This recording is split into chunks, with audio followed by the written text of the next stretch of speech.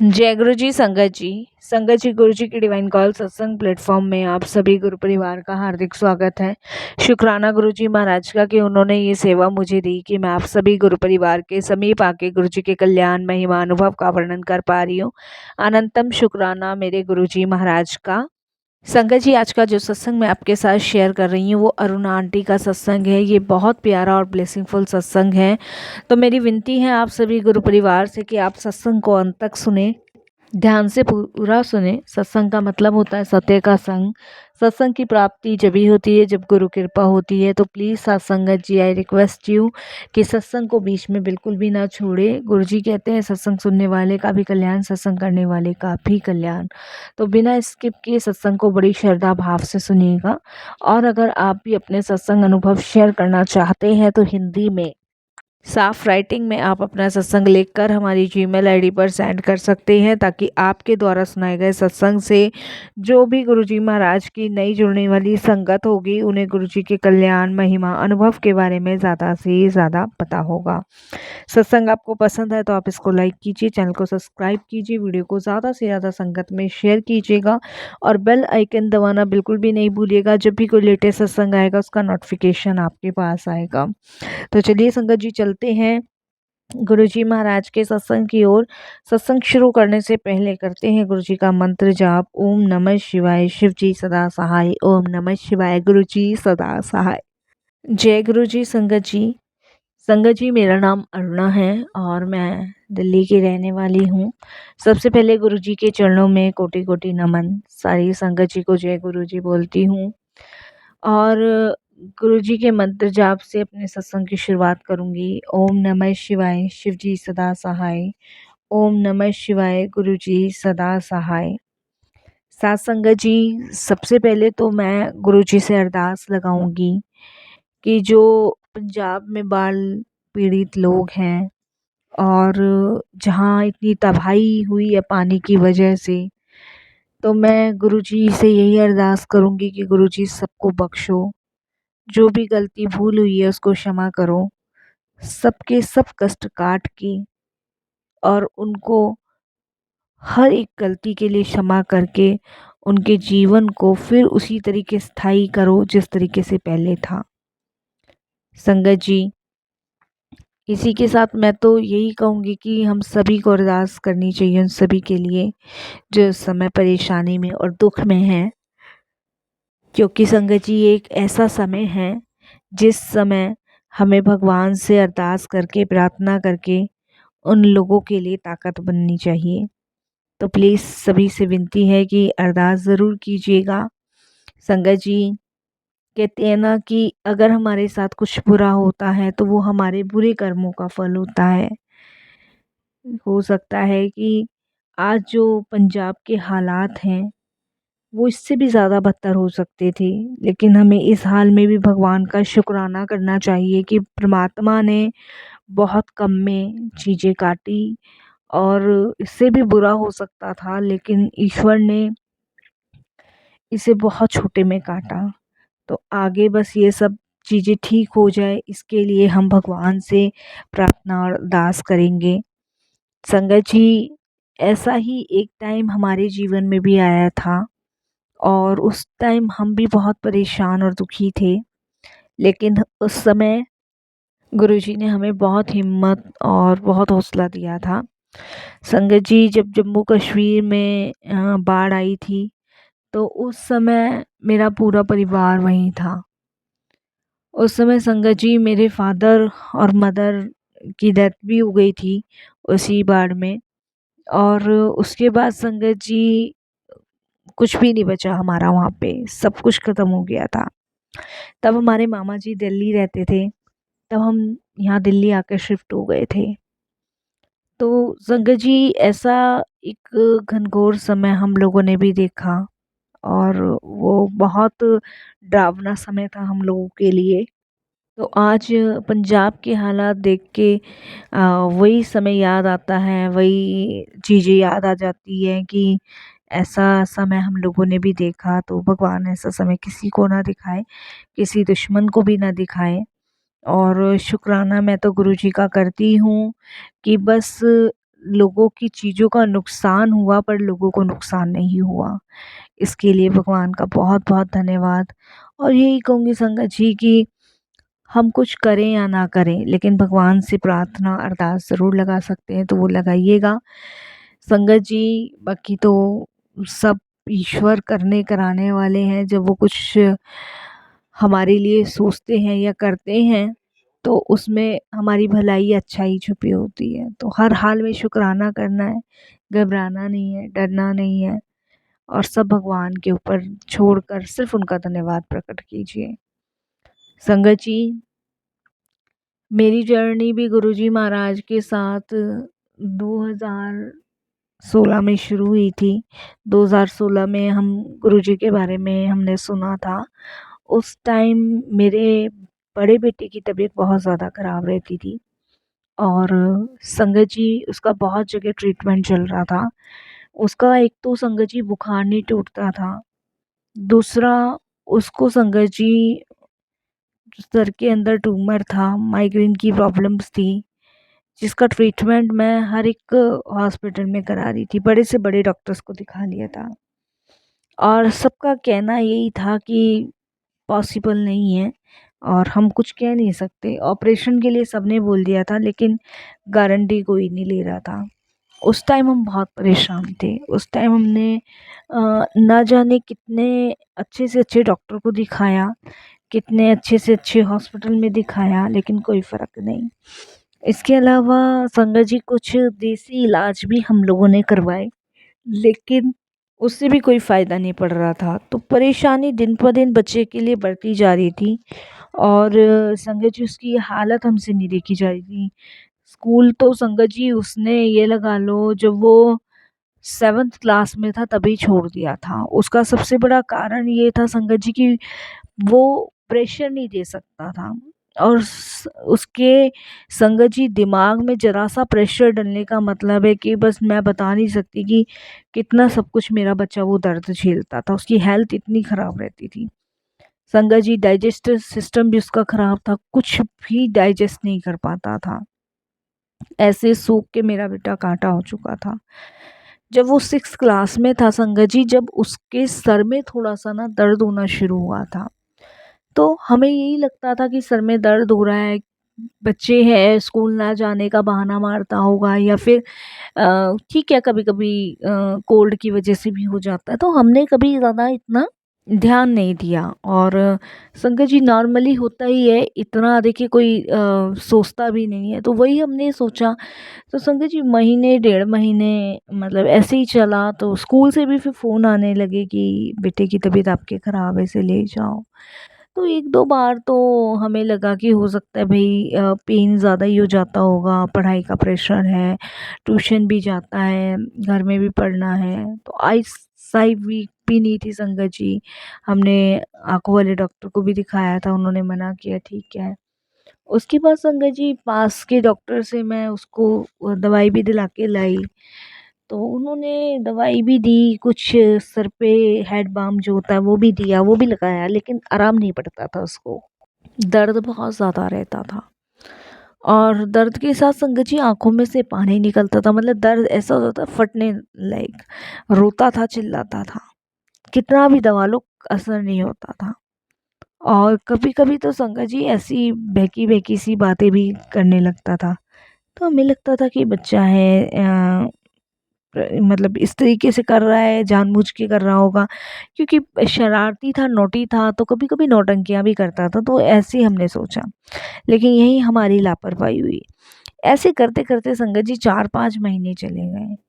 तो किसी ने मुझे बताया कि भई जैसे बच्चों के आधा सीसी दर्द भी हो जाता है, तो आप जो है मतलब सूरज को देख के जीभ चढ़ा दो, या फिर क्या कहते हैं आधा पानी भी काट के पी लो। तो कुछ ऐसे घरेलू उपाय भी किए, उससे भी आराम नहीं पड़ा।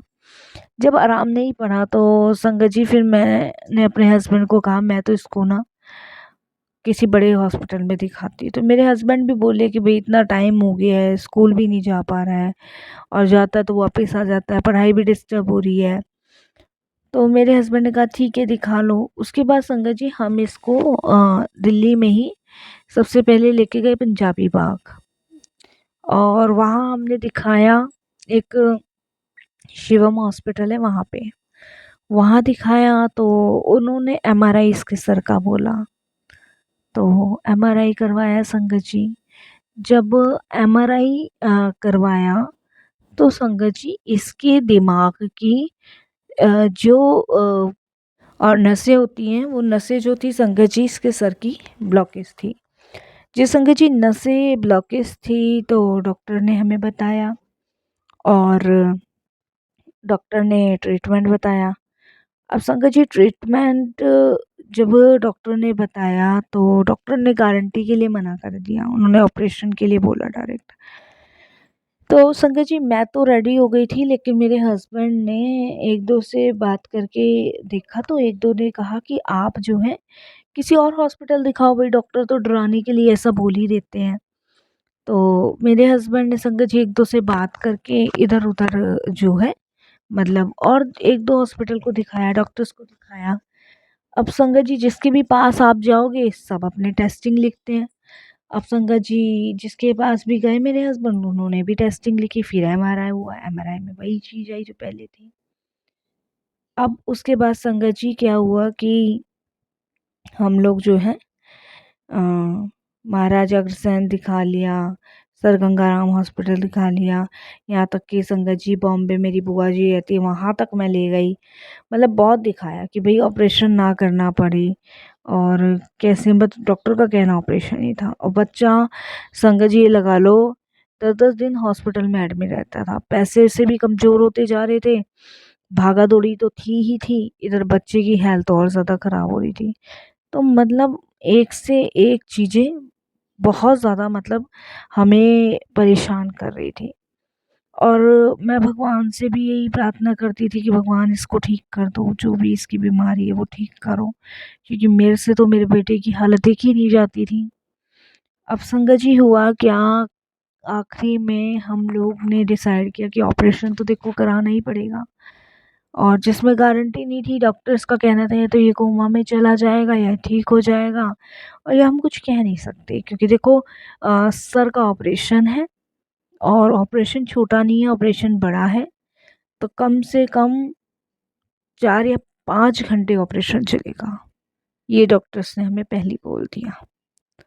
अब संगत जी देखिए घबराहट तो होती है, 4 या 5 घंटे ऑपरेशन चलना और एक छोटे बच्चे का, तो घबराहट सी तो बहुत थी मन में, लेकिन क्या कर सकते हैं। और खर्चा संगत जी डॉक्टर ने करीबन हमें 15 लाख रुपए का बताया कि इतना तो देखिए लग जाएगा, क्योंकि बच्चा रहेगा भी, फिर मेडिसिन्स हैं, फिर और भी बहुत सारी चीज़ें होती है। 15 लाख रुपए का डॉक्टर ने हमें नेट खर्चा बताया था।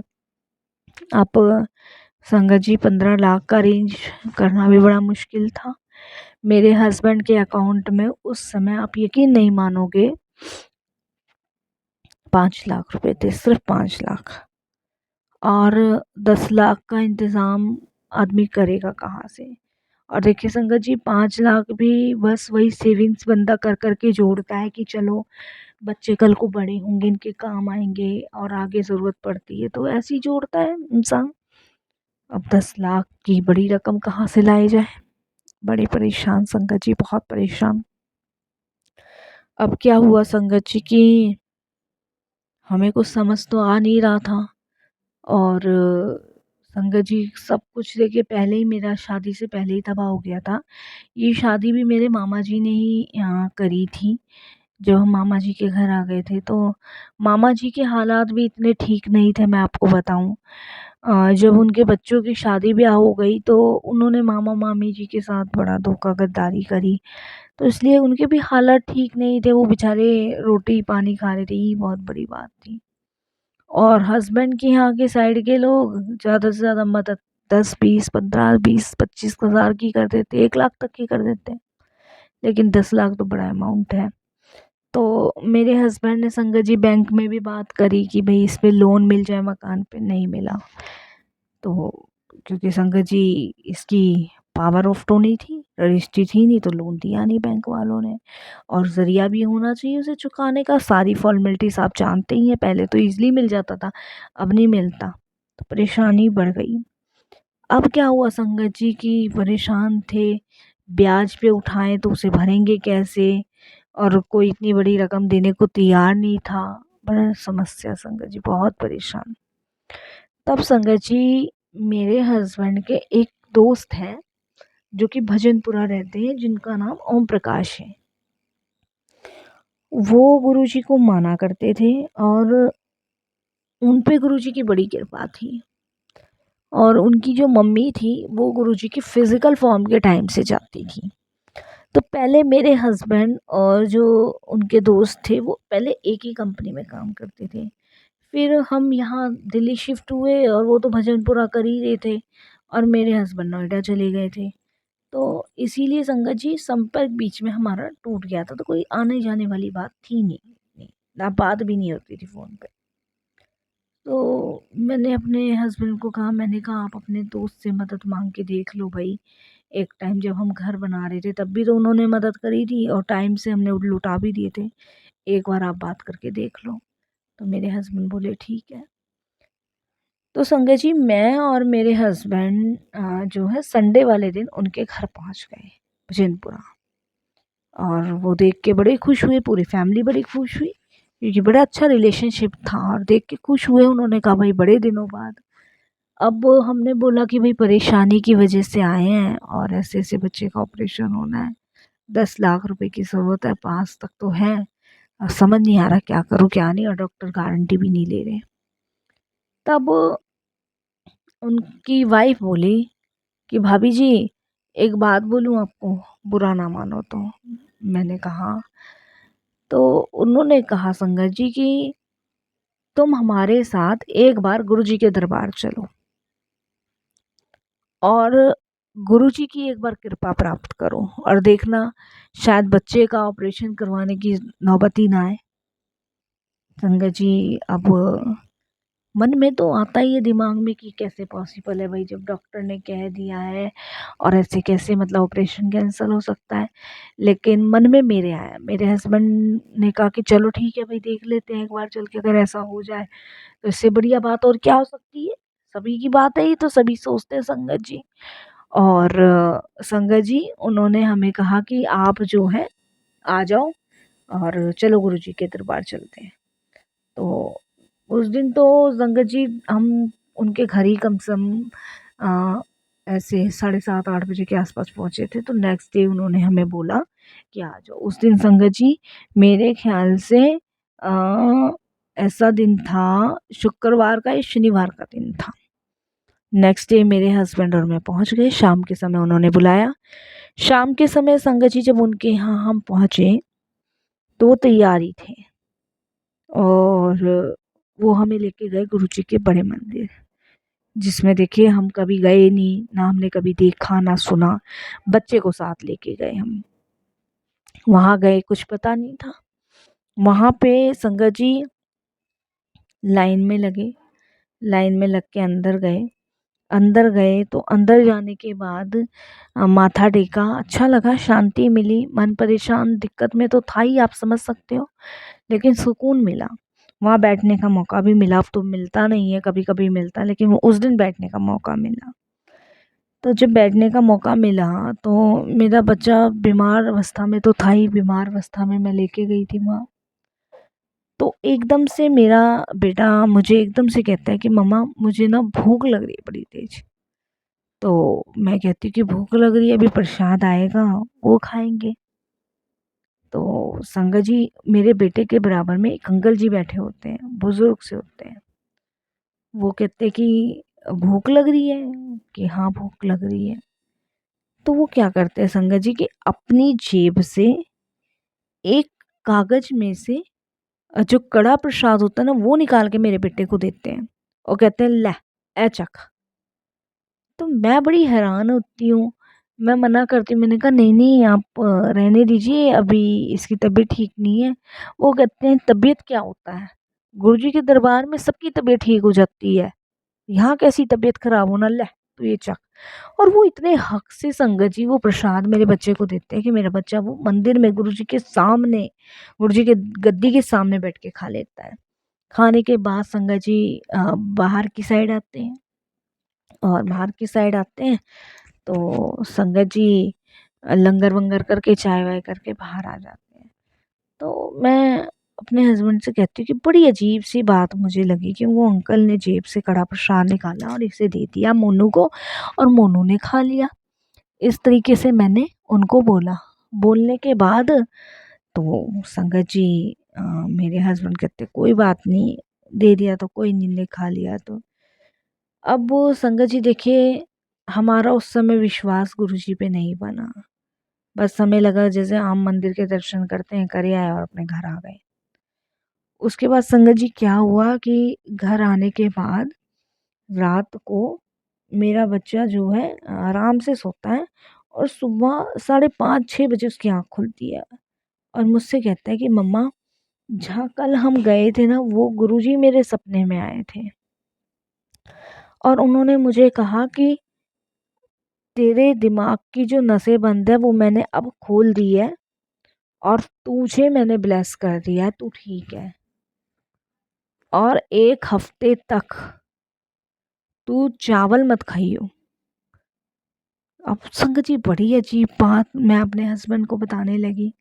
तो मेरे हस्बैंड कहने लगे कि भाई मत देना चावल, अगर ऐसा हो सकता है। मेरे हस्बैंड हमेशा हर चीज़ में पॉजिटिविटी देखते हैं, मैं थोड़ी सी नेगेटिविटी देखती कि क्यों ऐसा क्यों।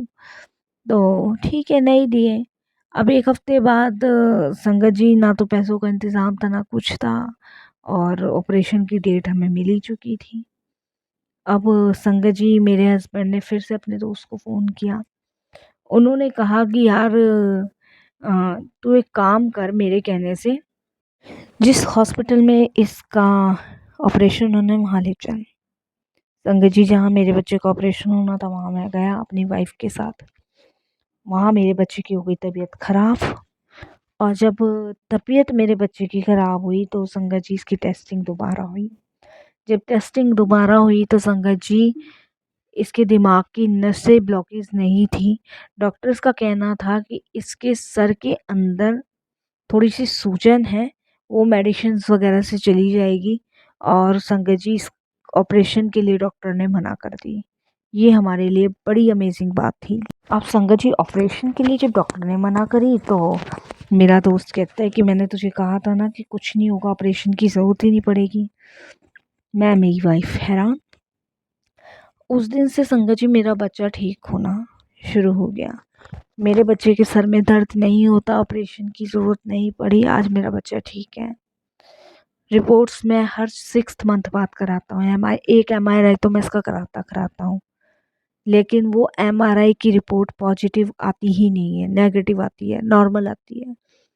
और डॉक्टर्स कहते हैं कि मेरे बेटे के दिमाग में वो नसें ब्लॉकेज हैं, सूजन है, लेकिन आज देखो गुरुजी की कृपा से मेरा बच्चा चल रहा है। रिपोर्ट सारी नॉर्मल आती है, लेकिन डॉक्टर्स का कहना यही है कि नसें ब्लॉकेज हैं क्योंकि हमें दिख रही है, लेकिन रिपोर्ट नॉर्मल आती है, ऑपरेशन की ज़रूरत नहीं है। तो ये गुरुजी की लीला है, करिश्मा है, ये तो गुरुजी जाने। हमें तो ये पता है साथ संगत जी की सब कुछ गुरुजी के ऊपर छोड़ा हुआ है। जीवन देना, मृत्यु देना सब भगवान की कृपा के अनुसार ही होता है।